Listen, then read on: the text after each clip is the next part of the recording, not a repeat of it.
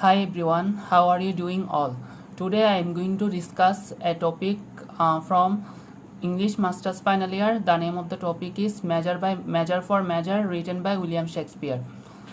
Measure for Measure, although technically a comedy, has earned distinction as one of the Shakespeare theme problem play, along with All's Well That Ends Well and Troilus and Cressida, because it presents as heroes and heroines characters who are seriously flawed in some way and thus technically problematical for audience and used to applauding and identifying with flawless heroes and heroines. For example, the Duke is fair and just but weak. Claudius grovells for life, and Mariana loves Angelo in spite of his egregious behavior. Isabella is admirable for her virtue and but censurable for her coldness.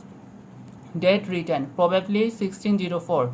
Past performance probably December 26, 1604 at Whitehall before King James I. Past printing 1623 in Fast Folio.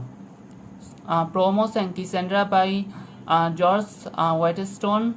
Whitestone based his work on Hectamential, 100 Tales by the Grienda Giraldi. Setting: the action takes place in Vienna, northeastern Austria, between the Alps and the Capetian Mountain. Oddly, although many of the characters have associated with southern European countries, especially Italy. For example, Vincencio, Angelo, Claudio, Isabella, Mariana, Lesio, Berias, Pompey, and Francisco.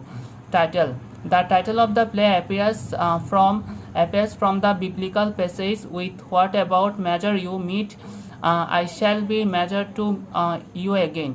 In other words, what you do unto other, you will unto you. This is the lesson that Angelo learns. The words of the title are spoken by Duke Vincencio when he condemns Angelo in tactful Scene 1. The Duke of Vienna laments that the city is spoiled and people too indulgent.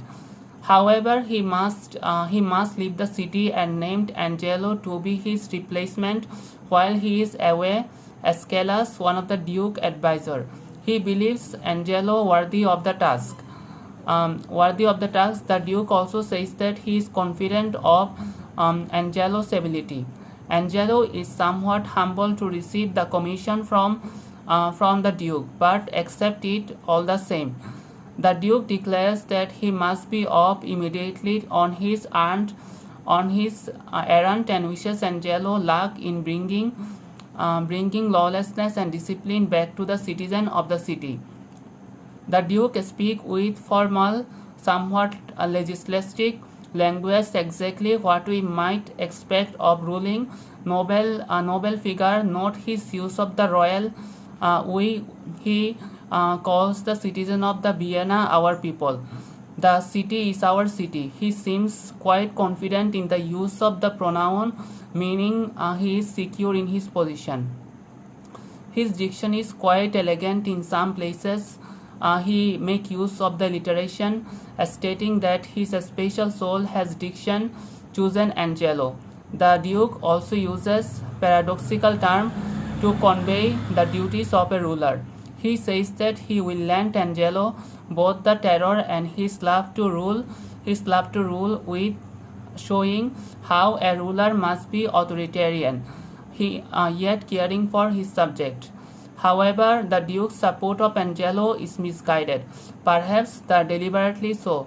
It is ironic that Ascalus backs him and the Duke makes great statements supporting Angelo, when he might know Angelo's flaws.